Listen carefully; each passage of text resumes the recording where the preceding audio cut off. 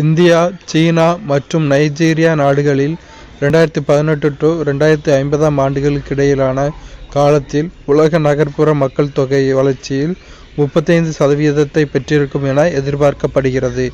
இக்காலத்தில் India 416 million நகர்ப்புற மக்கள் தொகையையும், சீனா 255 மில்லியன் மக்கள் தொகையையும், நைஜீரியா 159 மில்லியன் மக்கள் தொகையையும் நகர்ப்புற வாசிகளாக அதிகரிக்கும் என கணக்கிடப்படுகிறது.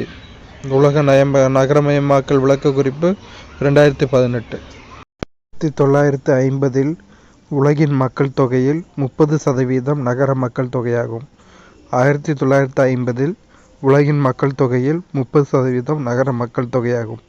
2050 இவை 68% உயரும் என கணக்கிடப்பட்டுள்ளது. ஆதாரம் 2018 உலக நகரமயமாக்கல் விளக்க குறிப்பு.